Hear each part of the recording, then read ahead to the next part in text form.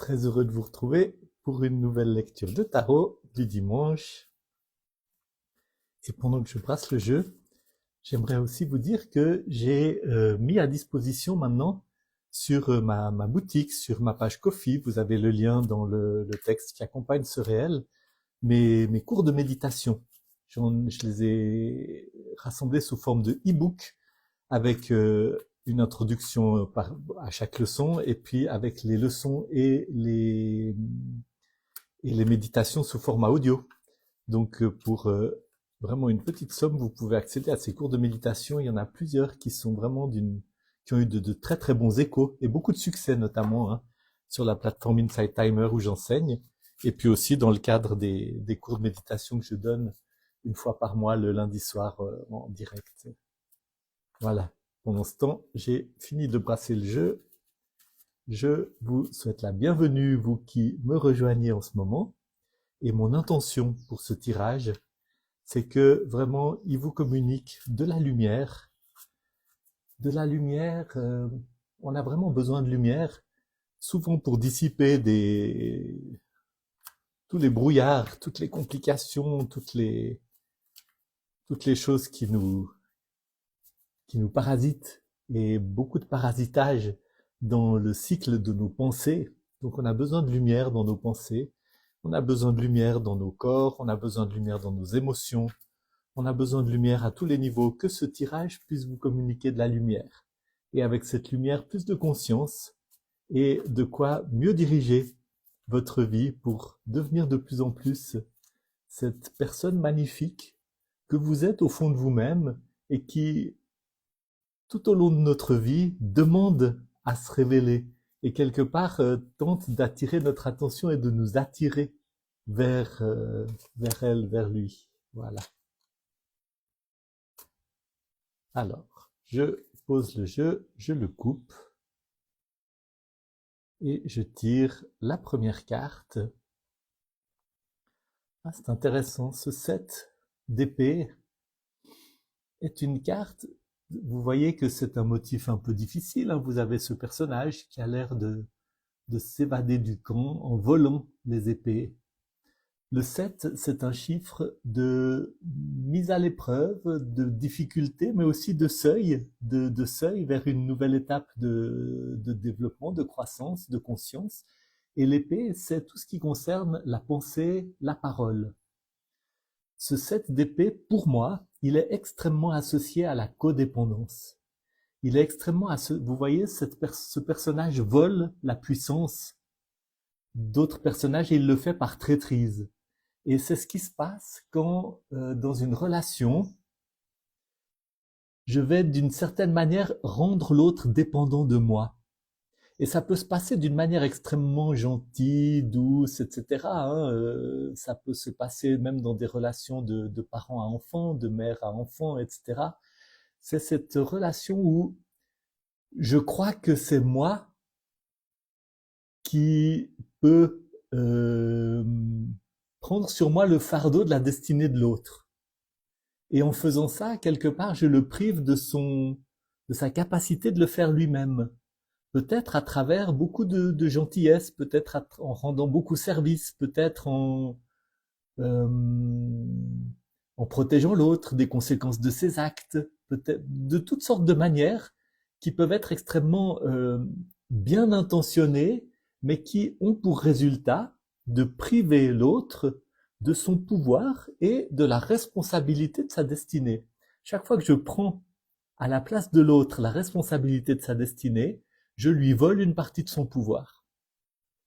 Alors, est-ce que cette carte vous parle de quelque chose de cet ordre-là que vous pourriez peut-être regarder en face dans votre attitude? Est-ce qu'il y a quelqu'un à l'égard duquel vous avez pris un peu un rôle de sauveur, un rôle de sauveuse, un rôle de soutien et finalement c'est devenu quelque chose de malsain parce que au lieu de permettre à l'autre de grandir, de prendre la responsabilité de sa vie, de devenir l'adulte qu'il ou elle est appelé à être, vous le gardez enfermé dans l'impuissance, dans l'enfance, dans la passivité.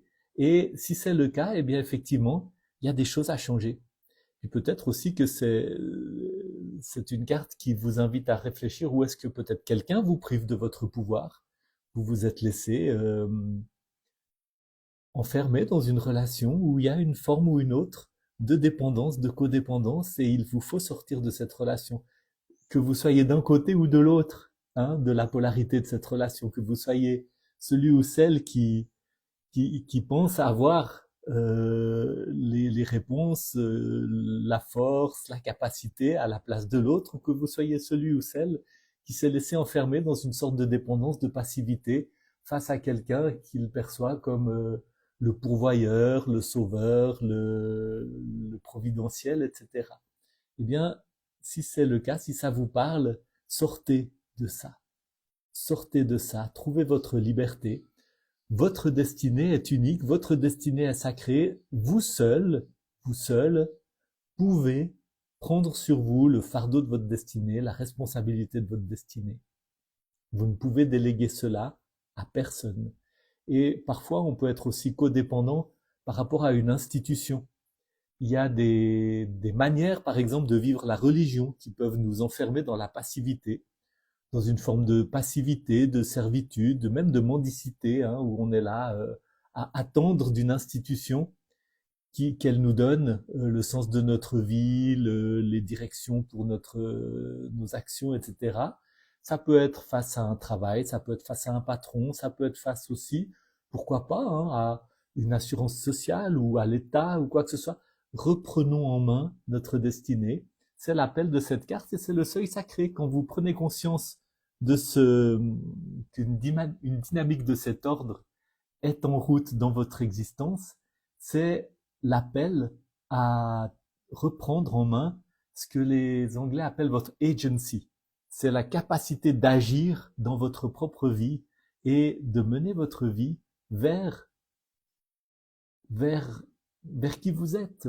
Hein, ce que Jung appelle ce travail d'individuation, de devenir qui nous sommes au plus profond de nous-mêmes, de nous mettre à l'écoute, de reprendre conscience, de reprendre contact avec nos aspirations les plus profondes, celles qui ont été trop souvent étouffées pour toutes sortes de raisons, par nos éducations, par la culture dans laquelle nous évoluons, par nos hontes, nos complexes, nos culpabilités, reprendre contact avec ces aspirations les plus profondes et résolument faire les choix qui font que notre vie va se diriger vers ces aspirations les plus profondes.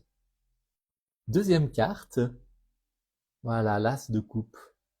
Une carte alors que celle-ci vient effectivement faire retentir une sorte d'avertissement, vient vous inviter à une prise de contact, de conscience qui peut être difficile. L'as de coupe est une carte pleine de pouvoir, pleine de puissance, qui parle d'un renouveau, qui parle du début de quelque chose de très très puissant qui doit se déployer dans votre vie et qui est de l'ordre, avec cet as de coupe, de la spiritualité.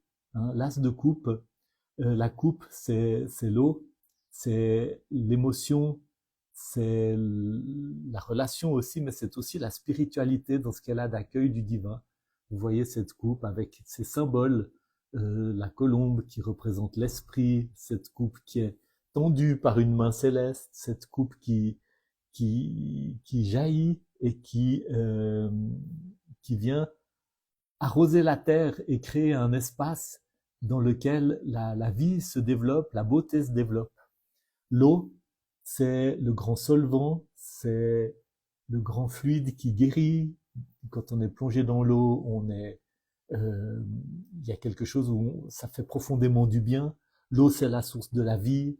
L'eau, c'est vraiment un élément qui est porteur de guérison, de vie, de vitalité, de bénédiction, d'épanouissement. C'est aussi quelque chose qui nettoie. Donc il y a vraiment cette promesse, cet appel, cette énergie de l'eau qui jaillit avec cet as, le 1 qui est vraiment un chiffre qui parle d'un potentiel, du début de quelque chose, du jaillissement de quelque chose de nouveau, d'une nouvelle source dans votre vie, en vous libérant de ces énergies de codépendance. Et la carte qui est sous le paquet, qui est le 6 de coupe, Et le 6 de coupe parle d'une guérison, d'une profonde guérison émotionnelle, hein. Le 6, c'est la carte d'un équilibre, d'un nouvel équilibre subtil, profond, harmonieux, après toutes sortes de difficultés et d'épreuves qui, qui apportent vraiment un renouveau. Et la coupe, toujours, le domaine des émotions. Et là, vous avez toute cette connotation d'enfance. Il y a quelque chose de récupérer son énergie d'enfance, de récupérer son innocence, de retrouver une joie, une liberté, une attitude à l'égard de la vie qui est enracinée dans, non pas l'enfant blessé, l'enfant étouffé, l'enfant traumatisé, mais dans l'enfant curieux, l'enfant lumineux, l'enfant solaire, l'enfant vivant qui, euh, qui aborde la vie, qui aborde le monde avec les yeux grands ouverts, avec une ouverture à la nouveauté, avec une curiosité magnifique, avec une confiance aussi, et qui peut évoluer. Euh, c'est quelque part la partie de nous la plus vivante, la plus spontanée, qui porte en elle aussi toute une énergie de créativité, de bienveillance, etc. Donc voilà vers quoi ça vous mène de quitter cette énergie de la codépendance. Encore une fois, quel que soit le pôle dans lequel vous vous trouvez dans une relation de codépendance, peut-être celui qui croit avoir les solutions pour l'autre, mais peut-être aussi celui qui se rend dépendant de quelqu'un qui serait celui qui sait, celui qui ou celle qui pourvoit, etc. L'énergie d'un renouveau qui amène vraiment toute une dimension de bienfaisante, guérissante, source de vie dans la réalité de votre matière, de votre existence quotidienne, etc.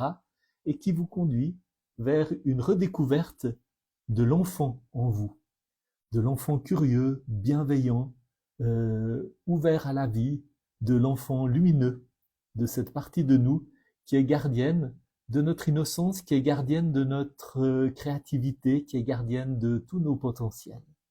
Donc je vous laisse avec ça, voyez comment ça résonne, restez avec ce tirage, restez, méditez avec, et laissez-vous inspirer par tout cela.